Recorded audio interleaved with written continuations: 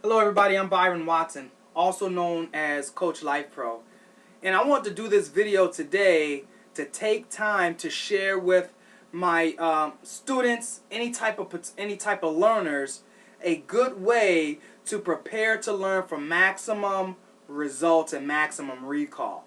Okay, so the first thing we want to do when you pull out your chapter that you're going to be reviewing, that you're preparing for lecture, you're preparing to learn something, to take a test, to pass a test, to get more money, to get a promotion, to get a job, to change careers. It's really important to know how you are going to consume the content that you are going to be learning. Okay, so again, what we're going to talk about is to preparing to learn for maximum recall and maximum results.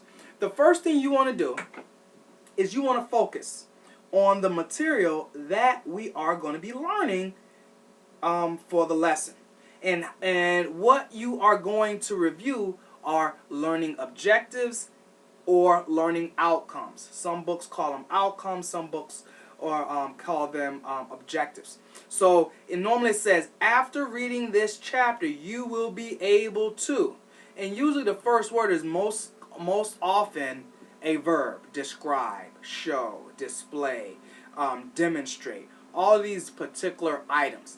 The learning objectives and outcomes is like binoculars. It helps you focus in on what's most important to learn during the lesson. Okay? With my medical assistant students, right now we're doing medical terminology, but take a look at the case study. Most textbooks, especially for classroom studying and learning, may give you a case study. The case study puts you in the frame of mind of what you're going to be learning, so the examples, the stories that are being talked about and being discussed brings to light the material that you are discussing. Right? So for example, if I'm teaching CPR and I want to let a person know that a person can have a heart pain, chest pain, and having a heart attack and becoming unconscious and go to the floor in McDonald's. So we have to be quick, okay, and to be able to respond to that situation. So an example following those learning objectives really help. Okay, and the case study is the example that you'll be using. So the first thing is read the learning objectives and outcomes. Second thing is to read the case study to put your mind in the frame set of what the lesson is going to be talking about. The next thing is the third thing is you want to go over the key terms and the vocabulary words. This is very important because you're going to be learning something new, so it makes sense, doesn't it, to make sure that you know what the vocabulary words are, the key terms, the things that you're going to be learning. And also, please understand, what I've noticed when helping students learn material, they know a lot of the material going into class, because I teach adult learners.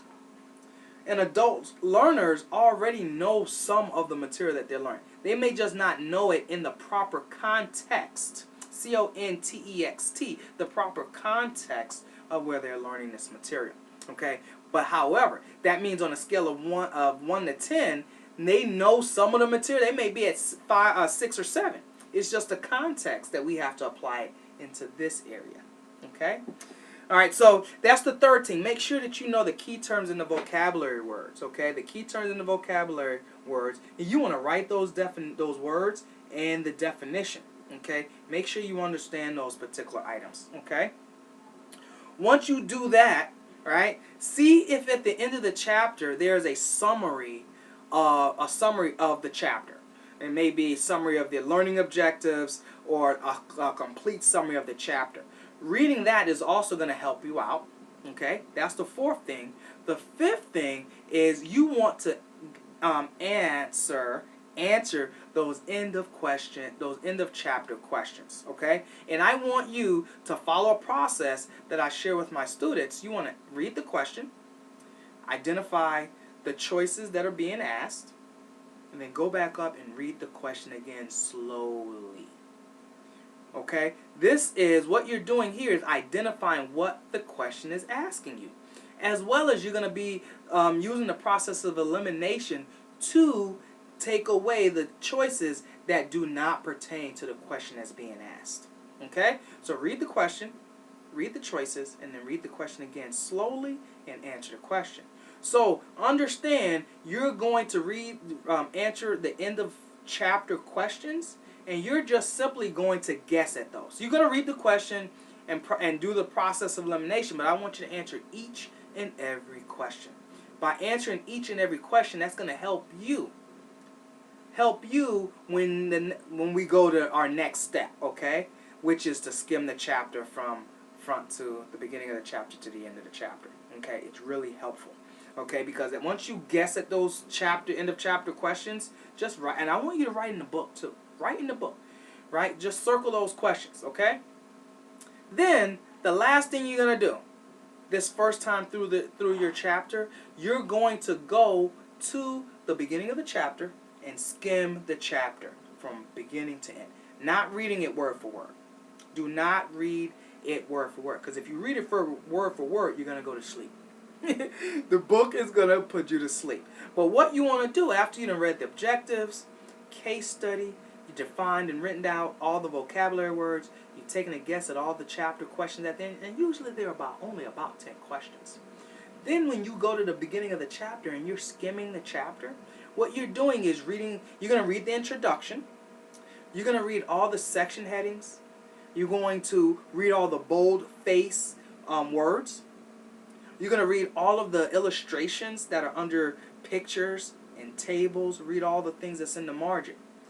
Again, skimming, because all of the definition that you've done, the end of chapter questions, when you're skimming the chapter, you're going to see that question, okay, that you guessed at. And you're going to be, one or two things going to happen. You're going to be pleasantly surprised that you got it right, or you're going to be like, oh man, I thought it was that. And you're going to be so close to having it right that it's going to build confidence that you are able to learn, okay? And that's the reason why you're skimming the chapter, okay? And then, guess what? Those 6 things, the learning outcomes, case study, reading, defining the vocabulary words, going to the end of the chapter, answering those questions, okay, and then skimming the chapter. I guess those are 5 things, right? You're going to do that. This is the first time that you're going to look at that chapter, that work, okay? It should take you maybe 60 minutes, 90 minutes, if that long, okay? Because when you're skimming the chapter, you may be taking some notes in the book, circling things in the book, okay? The 6th thing, after you skim the chapter, you want to reflect. You want to write down, what do you think you learned? How well did you know it? What concepts did you identify when you're skimming the chapter? Then I want you to simply reflect. How well do you know the material? On a scale of 1 to 10, with 10 being the highest, how well do you know the material? Okay? Guess what? Next, I want you to write questions down. I want you to take some time and reflect on what you learned. Okay? Take some time to reflect on what you learned. And that is going to help you identify the areas of strength and the areas of weakness. Okay? Then you'll be able to write good quality questions. Okay? Good quality questions that you're able to give to your instructor or your facilitator the next day for your lesson. Okay? After you do that, 60 minutes, 90 minutes, put the book down. Okay? We want to use spaced repetition. Okay? Our brain is like a sponge. Have you noticed when a sponge gets saturated, it will not soak up any new water, any new fluid, liquid? So that's why is that? Because it's saturated. It can't take anymore. Our brain is similar. So you don't want to study for any more than 60 to 90 minutes tops. Then put the book down and come back a second time. And now you don't have to do the learning objectives. You don't have to do the case study again. You don't have to do the vocabulary words, right? The end of chapter. You don't have to do all those things because you've done them already.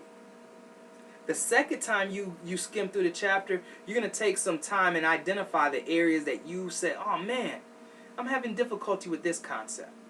Spend some time in that area so you can have an understanding of it. Write those questions down, okay, and then put it away. right? This next time that you go through the book, through the chapter, it may not be as long, okay? Just skimming the chapter. You may have to do some other particular work. You may have to go into your workbook if there's a workbook that accompanies your text that you're using, okay?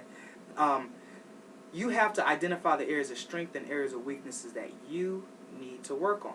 Your instructor, if your instructor is anything like me, we love when our students come into class with questions already written down, ready to be answered by me, okay, or by the instructor, because it shows that the student is putting effort in and they really want it. Okay, in my class, it's all about producing results by giving effort so we can get results, so we can review the feedback and analyze and evaluate, identify the areas of strength, identify areas of weakness, so we can focus on where we need to improve. Okay? So, understand. So, as you see, those items is not that challenging to be prepared for lecture. And really, I want you to understand that the reason why I'm saying that you want to prepare for lecture is because the first time that your instructor is going to lecture on the material, it won't be brand new. It'll slow down some. Not sure if you were anything like me coming up, going to school in high school or whatnot. Man, I did not prepare for lecture. And so when the teacher was teaching, it was the very first time they were teaching the subject to me. Okay? And if I didn't do any preparation for the lecture or the lesson, it just went by really fast. And what ends up happening, that word that comes out, like, oh man, my God, I spent a lot of time thinking of what this word is. And the teacher has continued on teaching. That's why it's really important to have a system, have a strategy in place that can benefit you and your efforts for maximum recall. Okay? I'm Byron Watson, also known as Coach Life Pro, and I just shared with you preparing to learn for maximum results and maximum recall. Okay? So, let's do a quick summation, quick summary. First thing you want to do is focus on what the material is being taught. Okay? And that's the learning objectives. Number 2, you want to be able to go read the case study. The case study is going to put us in the example of what we're going to be learning. The third thing that you want to do is read the key terms and the vocabulary words. Write all the vocabulary words down for that chapter, that lesson, and define each of the vocabulary words. Write them out, okay? Fourth thing you want to do is read the summary at the end of the chapter, okay?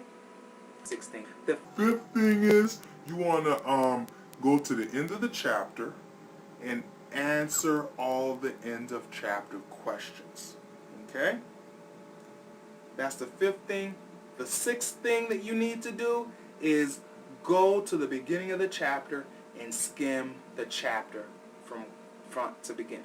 Read the introduction in its entirety, and then what you're going to be doing is reading the section headings, the bold-faced typings, illustration, information under the pictures and figures and tables and items that are in the margins, keynotes, those particular things. Okay? After you do that, put the book down, okay? Come back to it hour, 2-3 hours later, or whenever your second scheduled time is to prepare for your lecture. And then the second time that you're going to go through, you're going to just skim the chapter for more information. Now, in between the first skimming and the second, you do need to take some time to analyze, reflect, write your question down, identify any concepts that you learned and where you need to know better. Okay? So that's it. 6 steps on preparing, okay? Preparing to learn for maximum recall and results. Step 1, learning outcomes and objectives. Step 2, read the case study. Step 3 is define the vocabulary words and key terms. Step 4 is to read the summary of the learning objectives, the summary of the chapter. Step 5 is to guess at answering those end of chapter questions without any going into the chapter. Just read them and guess and circle the answers. And then the 6th and final thing is to skim the chapter from beginning to end. Read the introduction, read the section headings, bold-faced things, read the things in the margins, the wording that's under the pictures, tables, and figures. Okay? Put the book down. That's the first time through. Go rest. Let it soak in. Then skim the chapter. The second time, skim the chapter from beginning to end. Put it down. Then the third time, you'll probably be reading it word for word at that time, okay? Because you've seen it more than one time, 2 times. That third time, you're gonna have a bunch more information that has gone into your mind, all right? And you are more than prepared for lecture, okay? I'm Byron Watson, also known as Coach Life Pro, and I have been called and chosen to add positive value to the lives of others, and I'm asking you to decide, commit, succeed. I am so happy to be able to assist you and coach you up to improve performance. All right, have a good one, and I'll see you later.